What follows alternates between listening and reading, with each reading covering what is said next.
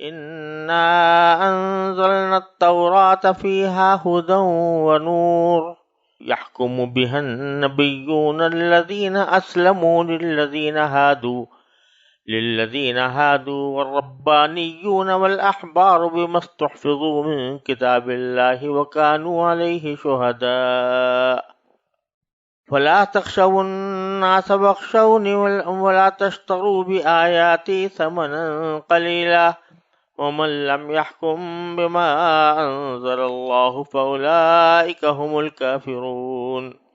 وكتبنا عليهم فيها أن النفس بالنفس والعين بالعين والأنف بالأنف والأذن بالأذن والسن بالسن والجروح قصاص فمن تصدق به فهو كفارة له ومن لم يحكم بما أنزل الله فأولئك هم الظالمون وقفينا على آثارهم بعيسى ابن مريم مصدقا لما بين يديه من التوراة وآتيناه الإنجيل فيه هدى ونور ومصدقا لما بين يديه من التوراة وهدى وموعظة للمتقين وليحكم أهل الإنجيل بما أنزل الله فيه ومن لم يحكم بما أنزل الله فأولئك هم الفاسقون وأنزلنا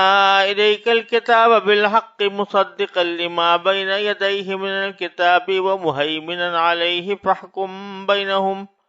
فاحكم بينهم بما أنزل الله ولا تتبع أهواءهم عما جاءك من الحق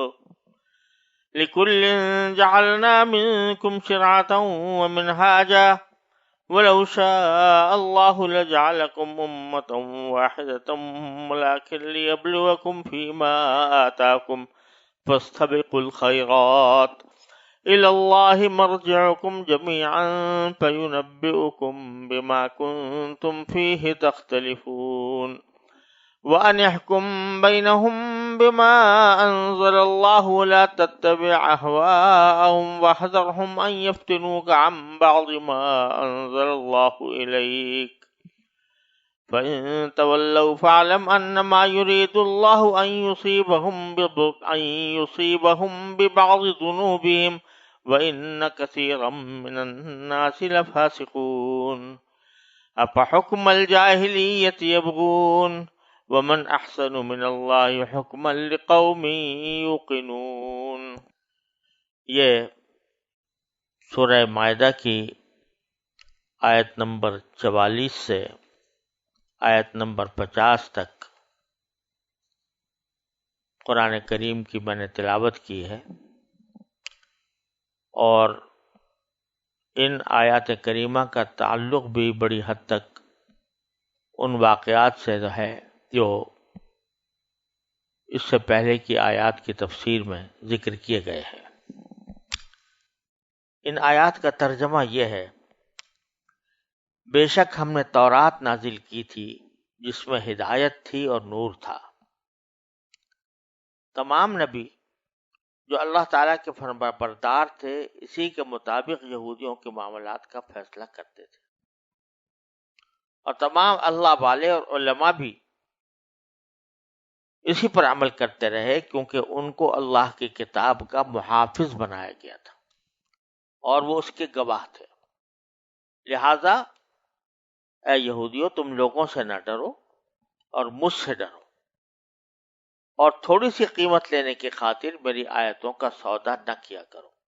اور جو لوگ اللہ کے نازل کیے ہوئے حکم کے مطابق فیصلہ نہ کریں وہ لوگ کافر ہیں۔ اور ہم نے اس تورات میں ان کے لیے یہ حکم لکھ دیا تھا کہ جان کے بدلے جان، آنکھ کے بدلے آنکھ، ناک کے بدلے ناک، کان کے بدلے کان، دانت کے بدلے دانت، اور زخموں کا بھی بدلہ لیا جائے۔ ہاں، جو شخص اس بدلے کو معاف کر دے تو یہ اس کے لیے گناہوں کا کفارہ ہو جائے گا، اور جو لوگ اللہ کے نازل کیے ہوئے حکم کے مطابق فیصلہ نہ کریں وہ لوگ ظالم ہیں۔ اور ہم نے ان پیغمبروں کے بعد عیسیٰ ابن مریم کو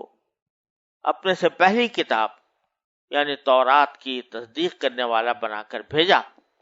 اور ہم نے ان کو انجیل عطا کی جس میں ہدایت تھی اور نور تھا، اور جو اپنے سے پہلی کتاب یعنی تورات کی تصدیق کرنے والی اور متقیوں کے لیے سراپا ہدایت و نصیحت بن کر آئی تھی۔ اور انجیل والوں کو چاہیے کہ اللہ نے اس میں جو کچھ نازل کیا ہے اس کے مطابق فیصلہ کریں،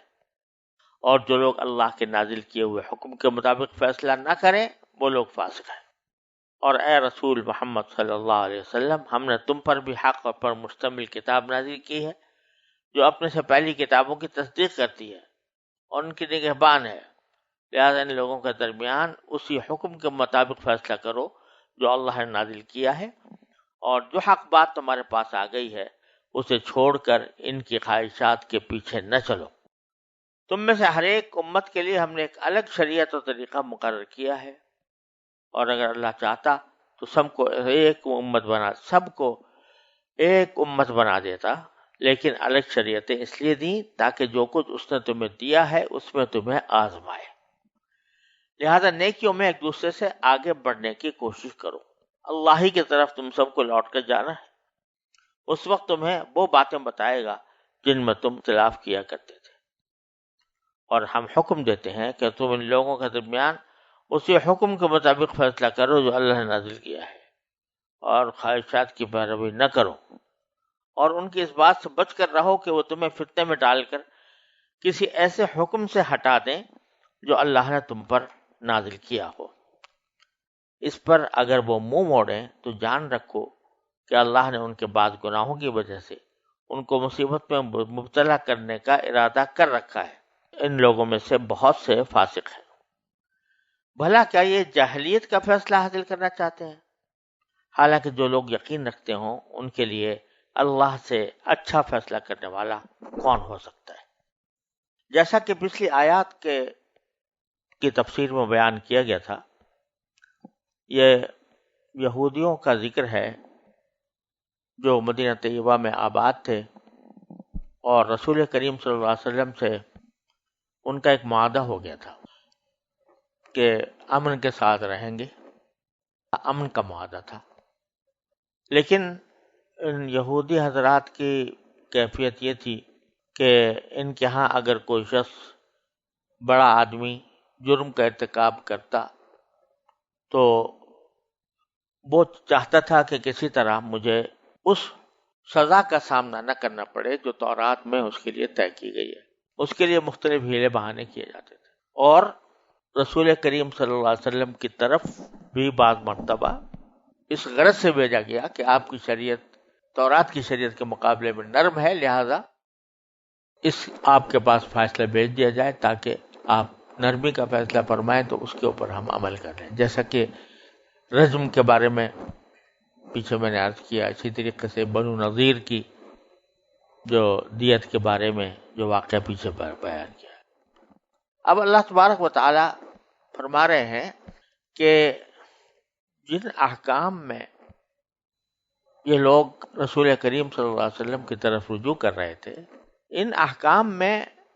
تورات کی شریعت اور رسول کریم صلی اللہ علیہ وسلم کی شریعت میں کوئی اختلاف نہیں تھا۔ شادی شدہ زانی کے لیے رجم اور سنگساری کی سزا وہاں پر بھی تھی، اور یہاں رسول کریم صلی اللہ علیہ وسلم نے بھی اس کو نافذ فرمایا، اور اسی طرح قصاص کا معاملہ جو بنو نذیر اور بنو قریظہ کے درمیان ایک ناانصافی کا بنا ہوا تھا، اس بارے میں بھی تورات نے جو کچھ حکم دیا تھا وہی قرآن کریم نے بھی دیا ہے اور رسول کریم صلی اللہ علیہ وسلم نے بھی دیا ہے۔ تو ان کو چاہیے تھا کہ اس تورات پر پورا بھروسہ کرتے، اس کے اوپر عمل کرتے۔ تو پہلے تو یہ فرمایا کہ انا انزلنا التوراۃ فیہا ھدی ونور، ہم نے تورات نازل کی تھی اس طرح کہ اس کے اندر ہدایت کا بھی سامان تھا اور ایک نور تھا۔ نور تھا اللہ تبارک و تعالی کی اطاعت کے حکم کا حکم دینے کا، اس کے اندر نور تھا کہ کوئی شخص اس پر عمل کرے تو اس کی زندگی منور ہو جائے، یحکم بها النبیون الذین اسلموا، اور اس کے مطابق فیصلہ کرتے رہے ہیں انبیاء کرام۔ تورات تو حضرت موسیٰ علیہ السلام پر نازل ہوئی تھی، پھر اس کے احکام حضرت عیسیٰ علیہ السلام تک جاری رہے۔ اس دوران بہت سارے انبیاء کرام تشریف لائے جو بنو اسرائیل سے تعلق رکھتے تھے۔ حضرت موسیٰ کے بعد یوشع علیہ السلام، کالب علیہ السلام، سموئیل علیہ السلام اور شعیع علیہ السلام، زکریا علیہ السلام، حبقوق علیہ السلام، یہ سب انبیاء کرام موسیٰ علیہ السلام کے بعد آئے۔ تو قرآن کریم میں فرما رہا ہے کہ یہ سارے انبیاء کرام اس تورات کے احکام کے اوپر عمل کرتے رہے ہیں۔ یحکم بها النبیون الذین اسلموا، جنہوں نے اپنے آپ کو فرما بردار بنا لیا تھا۔ اشارہ اس طرف ہے کہ یوں تو تورات کے ماننے والے تم بھی ہو، اے یہودی جو بنو اسرائیل جو وہاں پر آباد تھے مدینہ منورہ کو، ان کی طرف اشارہ ہو رہا ہے کہ یوں تو تم زبان سے تورات کے قائل تم بھی ہو اور تم بھی ایمان رکھتے ہو، کہتے ہیں کہ ہم ایمان رکھتے ہیں تورات پر، لیکن تم نے اپنے آپ کو پوری طرح تورات کا تابع فرمان نہیں بنایا ہوا، لہذا بہت سے احکام جو تورات کے تمہیں ناگوار والے ہوتے ہیں ان کو چھوڑ دیتے ہو۔ تو یہ انبیاء کرام جو تورات پر عمل کرتے آئے ہیں، یہ وہ تھے جنہوں نے اپنے آپ کو جھکا لیا تھا، یعنی فرمانبردار بنا لیا تھا اللہ تعالیٰ کا۔ تو یہ نہیں ہے کہ دوسرے لوگوں کو تو تورات کے احکام سنائیں اور خود اس پر عمل نہ کریں۔ للذین ہادو، اور یہ جو فیصلے کرتے تھے انبیاء کرام، یہ یہودیوں کے لیے کرتے تھے۔ والربانیون والاحبار، اس کا عطف ہو رہا ہے نبیون کے اوپر کہ اللہ والے اور عالم لوگ بھی جو اپنے آپ کو فرمانبردار بنائے ہوئے تھے وہ بھی اس کے مطابق فیصلے کرتے تھے۔ یعنی ایک تو انبیاء فیصلے کرتے تھے، ایک اللہ والے یعنی جو نبی نہیں ہیں لیکن اللہ تعالیٰ سے قرب ان کو حاصل ہے وہ، اور احبار یعنی علماء۔ دونوں میں فرق یہ ہے کہ احبار کے اوپر یعنی علماء، ان کے اوپر علم کی کا رنگ غالب ہوتا ہے اور علم کے طرف زیادہ متوجہ ہوتے ہیں کہ علم حاصل کرتے رہیں اور تحقیقات کرتے رہیں علم کے سلسلے میں۔ اور ربانیون یہ نکلا ہے رب سے، تو رب کے معنی پروردگار، ربانی یعنی پروردگار سے تعلق رکھنے والا، اور ربانیون اس کی جمع ہے۔ تو معنی اس کے ہوئے کہ جو اللہ کی طرف متوجہ ہیں، یعنی وہ ان کا بیشتر مشغلہ جو ہے وہ خود اللہ تعالیٰ کی تسبیح، تقدیس، اللہ تعالیٰ کا ذکر، اس میں وہ زیادہ مصروف رہتے ہیں۔ تو دو یہ الگ الگ طبقے ہیں، احبار اور ربانیون۔ ایسا نہیں ہے کہ دونوں میں تضاد ہو، بلکہ یہ کہ عالم یا احبار اس عالم کو کہیں گے کہ جس کی زیادہ مشغولیت علم کے کام میں ہے، وہ علم حاصل کرتا ہے، پڑھاتا ہے، اس کی لوگوں تک پہنچاتا ہے، اس کی تبلیغ کرتا ہے، اس کی دعوت دیتا ہے، اس کے بارے میں کوئی لکھنا ہوتا ہے تو لکھتا ہے، اس کا زیادہ مشغلہ علم اور حکمت سے متعلق ہے۔ یہ مطلب نہیں ہے کہ وہ خود عبادت نہیں کرتا، عبادت وہ بھی کرتا ہے، لیکن زیادہ توجہ اس کی ان چیزوں کی طرف ہوتی ہے۔ عبادت جتنی فرض ہے، سنت ہے، مستحب ہے، وہ کر لے گا، لیکن یہ نہیں ہے کہ سارا اوقات اس نے عبادت کے لیے لگائے ہوا۔ بخلاف ربانیون کے، کہ ربانیون وہ ہیں جن کے زیادہ تر اوقات جو ہیں وہ اللہ تعالیٰ کے ذکر اور تسبیح و تقدیس میں گزرتے ہیں، اللہ تعالیٰ کی عبادت میں گزرتے ہیں، اگرچہ علم سے وہ بھی خالی نہیں ہوتے۔ ایسا نہیں ہوتا کہ علم ان کے پاس نہیں، اگر علم نہ ہو تو پھر ان کی ساری جو عبادت ہے وہ عکار رہ جائے گی۔ تو لیکن دو یہ طبقے ہیں، اور یہ مسلمانوں کے اندر بھی ہیں، علماء بھی ہیں اور صوفیہ بھی ہیں، تو وہ بھی عمل کرتے آئے ہیں تورات کے اوپر، بِمَسْتُحْفِظُوا مِن کتاب اللہ، اس لیے کہ ان کو محافظ بنایا گیا تھا اللہ کی کتاب کا، وَكَانُوا عَلَيْهِ شُهَدَاءَ، اور یہ اس کے گناہ، اس کے گواہ تھے، اور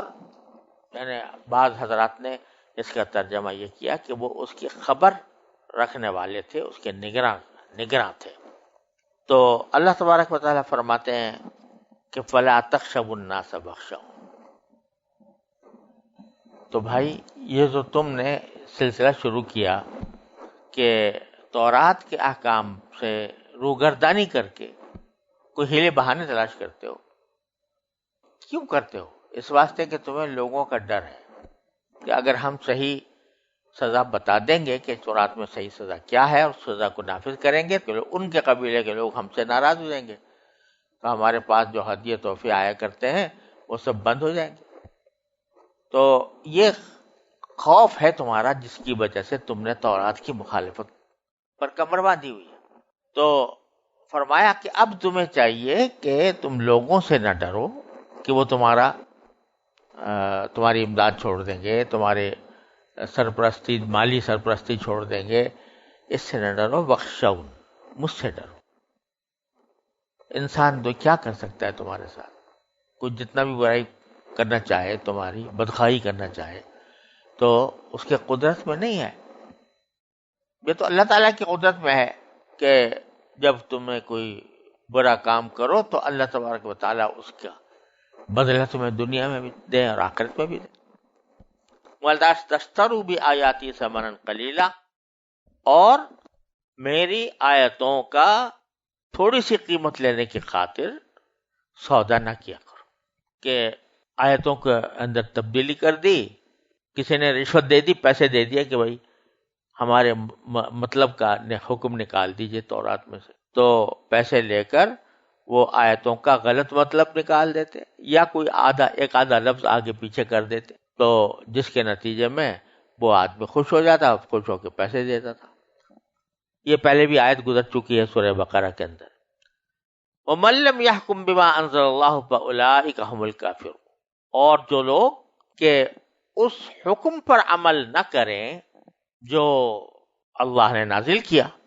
تو وہ تو کافر ہیں، وہ کافر ہو جاتے جو اللہ تعالیٰ کے حکم پر عمل نہ کریں۔ یہاں یہ جملہ اللہ تبارک و تعالیٰ نے 3 آیتوں میں دہرایا ہے۔ ایک آیت میں فرمایا ہے وَمَن لَّمْ يَحْكُم بِمَا أَنزَلَ اللَّهُ فَأُولَٰئِكَ هُمُ الْكَافِرُونَ، یعنی وہ کافر ہو جاتے ہیں جو اللہ کے نازل کیے ہوئے حکم کی خلاف ورزی کریں۔ دوسرے جگہ فرمایا کہ وَمَن لَّمْ يَحْكُم بِمَا أَنزَلَ اللَّهُ فَأُولَٰئِكَ هُمُ الظَّالِمُونَ، یہ آیت نمبر 45 میں اللہ تعالیٰ نے یہ الفاظ استعمال فرمائے کہ جو اللہ کے نازل کیے ہوئے حکم پر فیصلہ نہ کریں وہ ظالم ہے۔ اور پھر تیسری بار فرمایا کہ من لم يحكم بما انزل اللہ فاولئک هم الفاسقون، یہ 47ویں آیت میں ہے کہ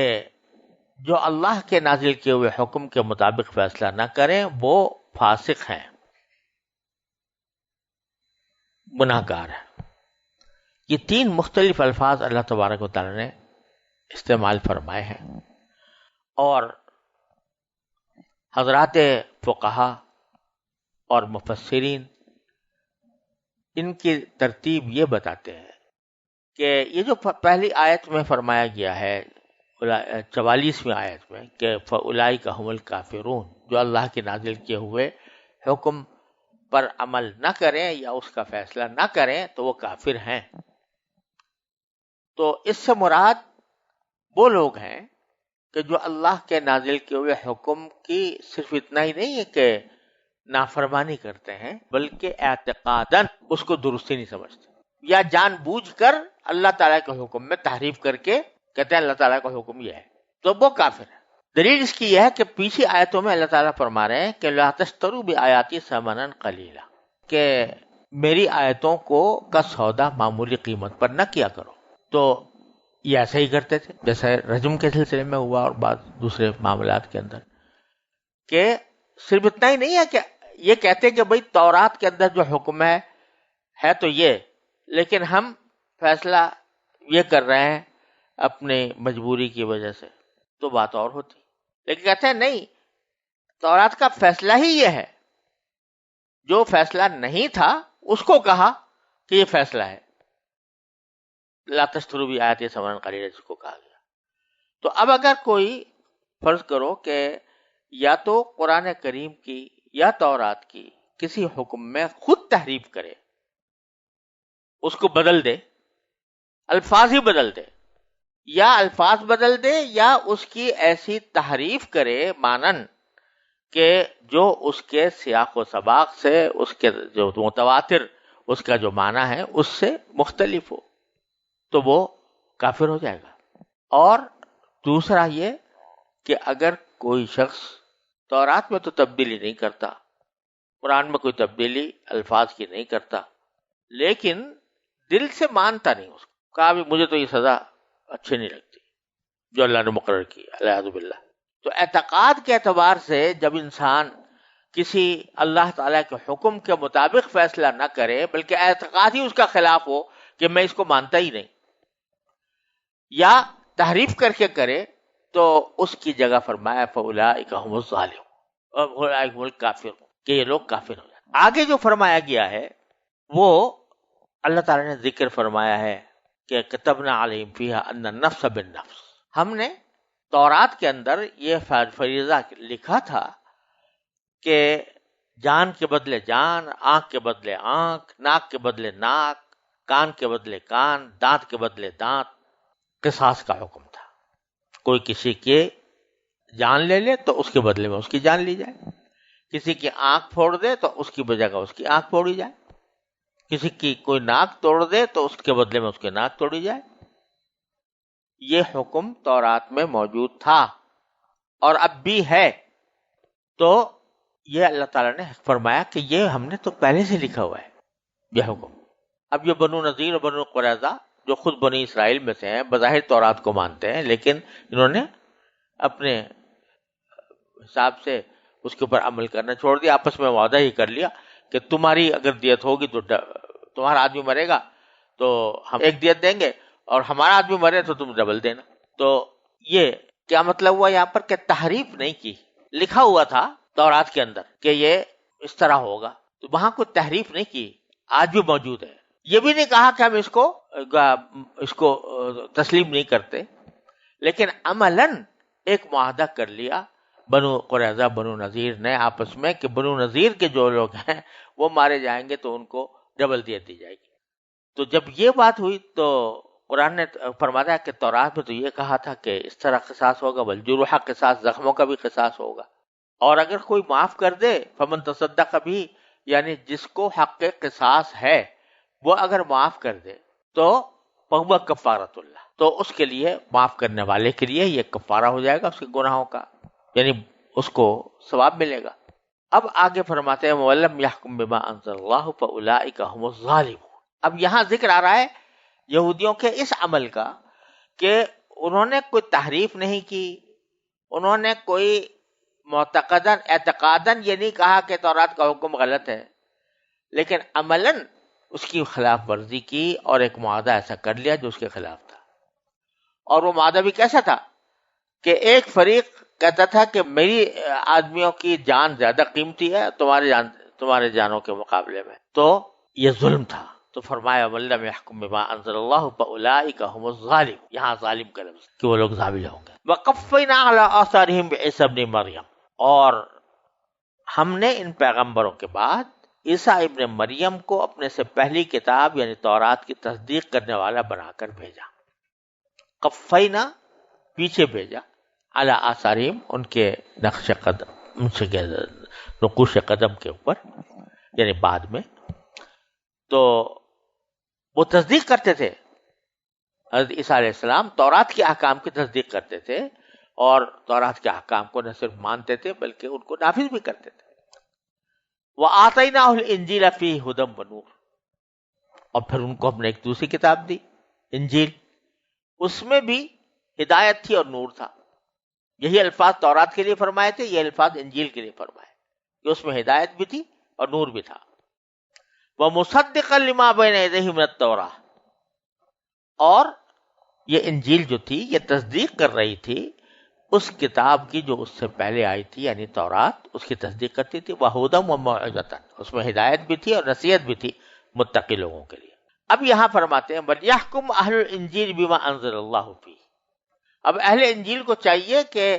جو کچھ اللہ نے نازل کیا ہے انجیل کے اندر اس کے مطابق فیصلے کریں. وَمَن لَّمْ يَحْكُم بِمَا أَنزَلَ اللَّهُ فَأُولَٰئِكَ هُمُ الْفَاسِقُونَ، اور جو اللہ کے نازل کیے ہوئے حکم کے فیصلے کے مطابق فیصلہ نہ کرے تو وہ فاسق ہے. یہاں پر بھی جو اہل انجیل سے خطاب ہو رہا ہے کہ جو کچھ انجیل کے اندر نازل ہوا ہے تمہیں چاہیے کہ اسی کے مطابق فیصلے کرو. اب اگر تم نہیں کرو گے تو فاسق ہوگے. یہاں کافر نہیں کہا بلکہ فاسق فرمایا، جو کہ نافرمان کے لیے معنی میں آتا ہے.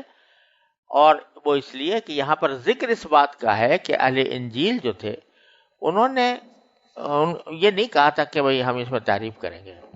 یہ عملاً تحریف کی تھی، نہ اعتقاداً انجیل کے احکام کو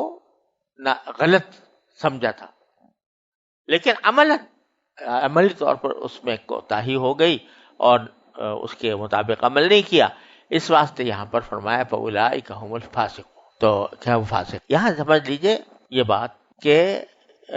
اس میں تو کوئی شبہ کی بات نہیں ہے کہ کوئی شخص اللہ تعالیٰ کے نازل کیے ہوئے حکم کی خلاف ورزی کرے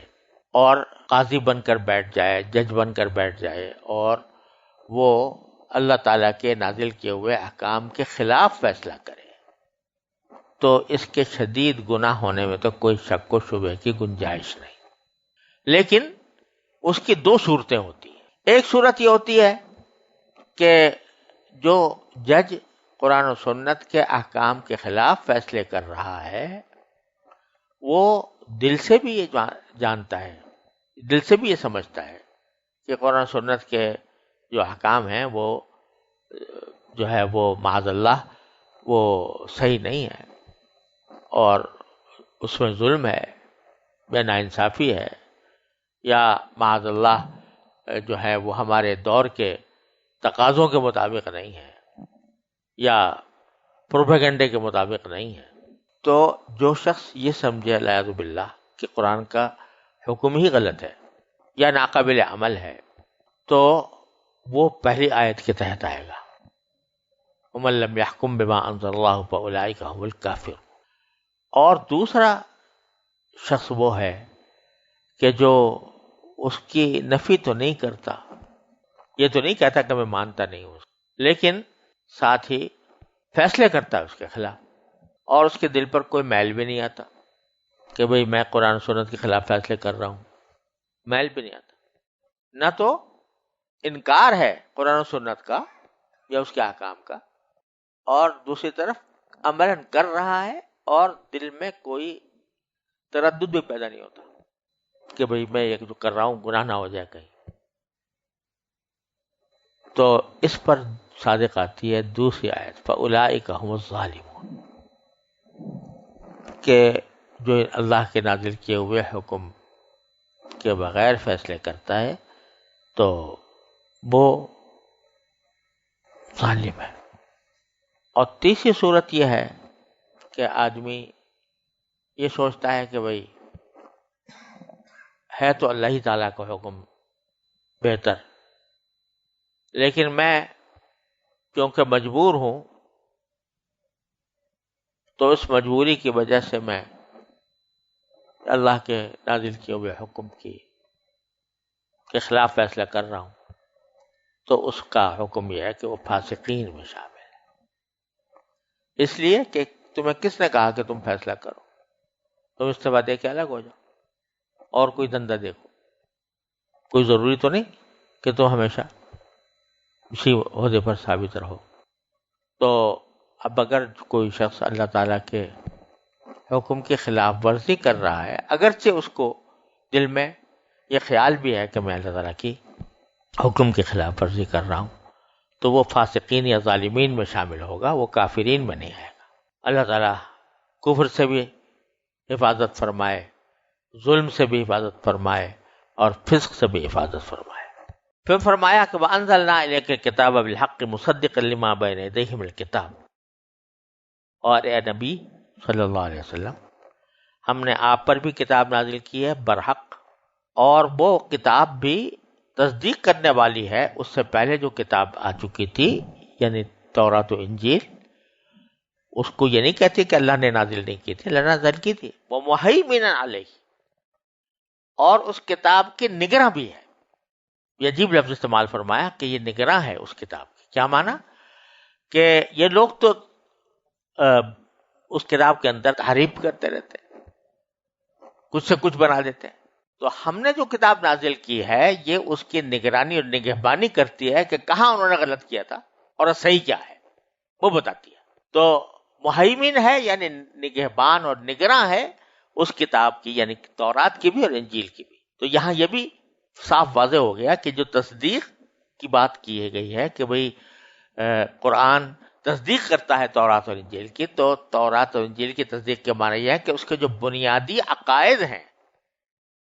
اللہ تعالیٰ کی وحدانیت کے اور بنیادی، ان کے اندر وہ تصدیق کرتا ہے۔ رسول کریم صلی اللہ علیہ وسلم کی تشابری کی پیشین گوئیاں جو اس میں موجود ہیں ان کی تصدیق کرتا ہے، لیکن چونکہ مہیمن ہے یعنی نگہبان ہے، تو پھر کہیں نہ کہیں انہوں نے جو غلطیاں کی ہیں ان کی تصحیح بھی کر دیتا ہے کہ یا غلط کہی انہوں نے بات، اور صحیح بات یہ ہے۔ فاحکم بینہم بما انزل اللہ، لہذا اب آپ ان کے درمیان فیصلے کیجئے اسی حکم کے مطابق جو اللہ نے نازل کیا ہے۔ ولا تتبع اہواہم، اور ان کی خواہشات کے پیچھے نہ چلیے۔ عما جاءک من الحق، یعنی آپ کے پاس جو حق آ گیا ہے اس کو چھوڑ کر آپ ان کے خواہشات کے پیچھے نہ چلیے، جیسے بنی نذیر کہہ رہے ہیں کہ ہمارے آدمی کا خون بہا جو ہے ڈبل ہونا چاہیے، یا یہ لوگ کہہ رہے ہیں کہ شریف آدمی ہے اس نے زنا کر لیا ہے لہذا اس کی سزا سنگساری نہ ہو، کچھ منہ کالا کر کے اس کو پھرا دیں۔